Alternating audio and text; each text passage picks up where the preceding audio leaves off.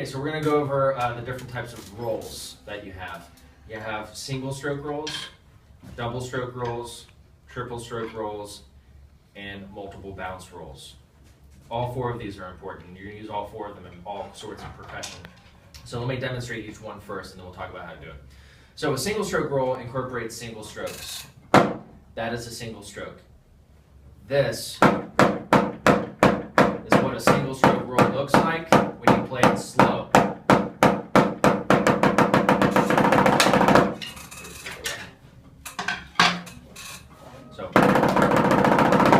So a single stroke roll would be good for any instrument that rings a lot. The other complete opposite side of the spectrum type of roll is the multiple bounce roll. When you do that type of roll on an instrument that rings a lot, because there's so little space between the notes, it actually muffles that instrument. So let's take a timpani drum, for instance. If I play really fast on a timpani drum using a buzz roll or a multiple bounce roll, all those little notes in there, because there's no space in between it, doesn't let the drum resonate. You're hearing the roll sound on the head, but the head isn't resonating through the whole drum, so you can hear the whole drum. The whole purpose of a roll is so that you're getting a constant wall of sound from that particular instrument. So on the timpani, a single stroke roll is a good option because there's lots of space between each note to let the whole drum resonate. Another instrument this would be good on might be like bass drum. Bass drum rings even more than a timpani drum. So I'm talking specifically like a concert bass drum. So I know I'm playing on a pad, but if you imagine the sound of a concert bass drum, it's ringing the whole time. And so if you play too fast on that, you're going to get more of a sound of the drum head and less of a sound of the drum. So the next type of roll is called a double stroke roll. A double stroke roll has doubles in it, double strokes. So this is what it would be slow.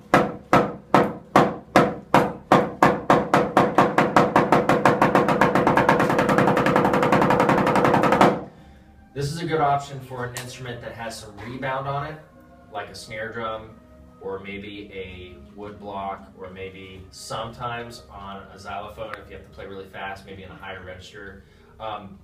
If you can bounce on it, playing an open sounding roll, that's an open sounding roll because there's lots of space in it. It's easier to play more notes using a double stroke roll than it is using a single stroke roll. With the single stroke roll, I can only play for so long and so fast, one note per hand. But with the double stroke roll, I can double up my notes by doing the double strokes. Then after that is a triple stroke roll. A triple stroke roll has 3 notes per hand. This is not something you would use as much, but it is still a common type of roll. Most effective on a surface that rebounds well. This pad is rather loose, so it's hard for me to really get it out, but I can still do it. Triple stroke roll is not too much different than a double stroke roll, but the sound is different. If I'm playing a double stroke roll, and then I switch to a triple stroke roll, even though the amount of notes or the number of notes is roughly the same, you can hear a difference in the sound quality.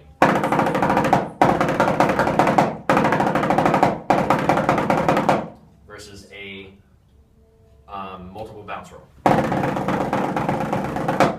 Now, a multiple bounce roll can be really good on a snare drum too. It's just the type of sound you get is different.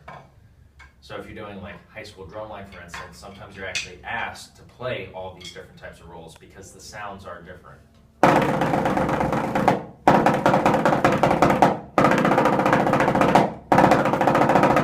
Even though I can kind of achieve a similar sound with all of them, they do all sound different. So let's talk about the multiple bounce roll for a moment.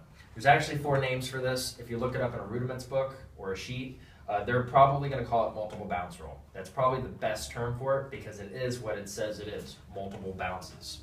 It's an undefined number. It's not like, oh, I'm playing exactly 7. I don't know how many I'm playing, however many that is.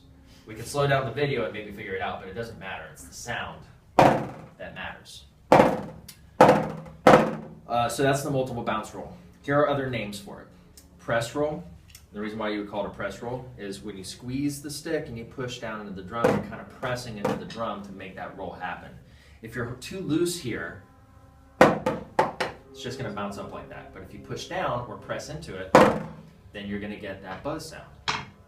Which brings me to the next term, buzz. Sometimes we call it a buzz roll because it sounds like a buzzing sound. I grew up calling it a buzz roll because that's what everybody around me called it, and that's what my teachers called it. But another name for it is closed roll. And the reason why we call it a closed roll is because the spaces between the notes are really, really small or really closed.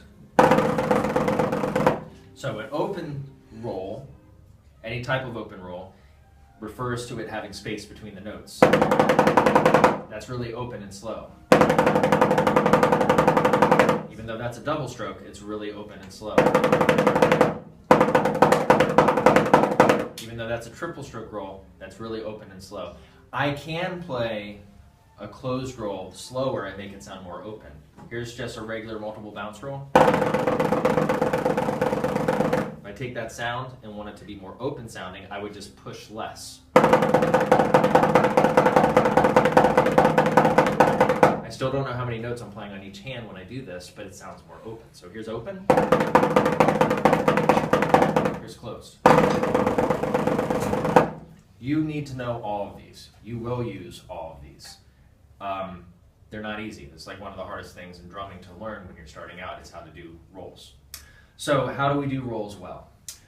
It's really about the mechanics of it. Mechanics meaning like the technique, how you're going to do it with your hands. You can hear what it sounds like now. You know what kind of sound you're going for. I always like to think of it this way. I know all of us have been at school at some point. You're in school now, obviously.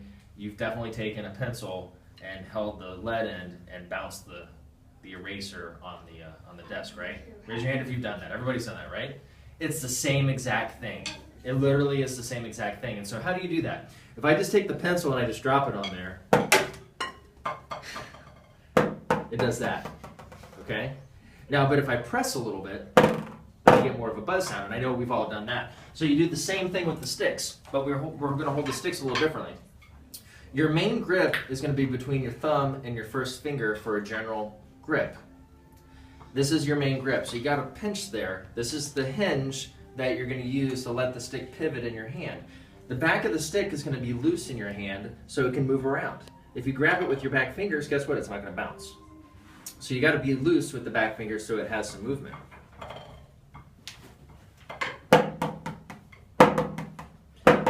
You should be able to see, because I'm really opening my hand right now, how it's pivoting between my thumb and my first finger so it can bounce. Now if I want to create a tighter sound, then I just press more here, pinch more here, and I press down more.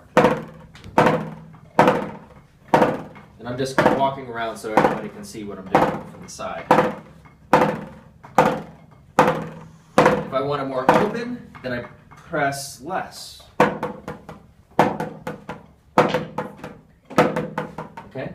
And I found that a good exercise is really just going back and forth between your hands with whatever type of roll you're working on. So let's say we're working on the press one or the multiple bounce one.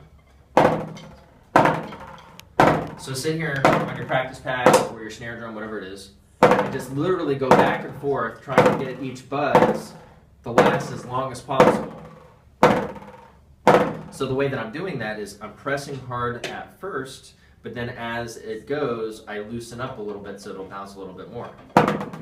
If I keep the same amount of pressure on the whole time, this is what it's going to sound like.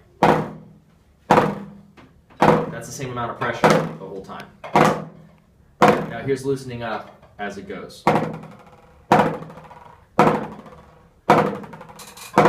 Alright, and so once you feel pretty good about that, then just start speeding it up.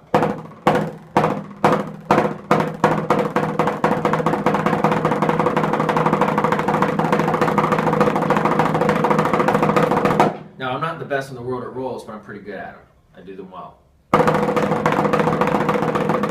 And you can hear the differences between all these a little bit better on the snare drum, but I think it's coming across okay on the pad.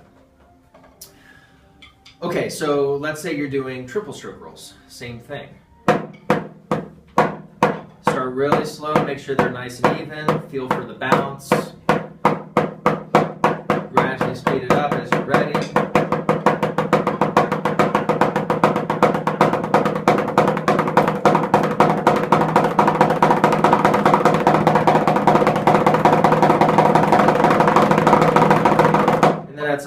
get fast enough, it actually starts sounding more like the multiple bounce roll. And then double stroke, same thing. Start out slow. And you don't have to speed up quickly or anything. Just speed up when you're ready.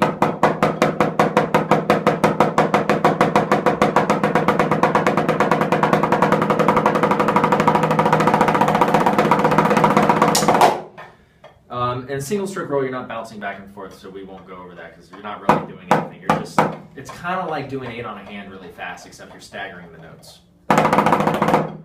Okay, the other thing I wanted to talk about with these rolls is how fast do you play them? And that is very subjective to what you're playing.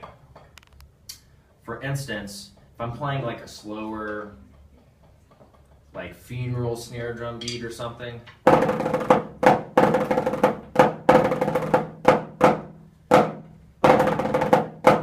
might be something you would hear at a funeral procession in a typical like orchestral or band concert piece. But if it was a slow march, I might play it open.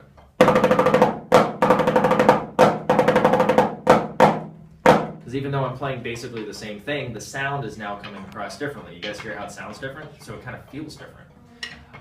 If I'm playing something fast,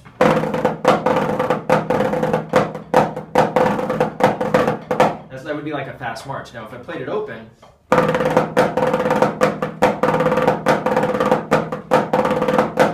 that's pretty hard to do. It's pretty hard to play those double notes that fast. Sometimes that's the sound the writer or composer wants. Sometimes he doesn't really care what kind of roll you're doing as long as you're getting the feel right. So it's subjective. But like I said in the very beginning, the whole point of it is creating a wall of sound. So you have to think about, what does that sound need to be like? What kind of sound are you going for? Does it need to be an open sound or a closed sound? Does it need to sound really aggressive and tight and articulate like an open roll? Or do I want it to still be a roll but more of a softer sound? So think about those things before you decide which type of roll you're playing. Fortunately, usually you're told what to do. But as you get older and you start playing more professional pieces of music, they may not tell you what to do. You're just going to kind of have to know based on your experience.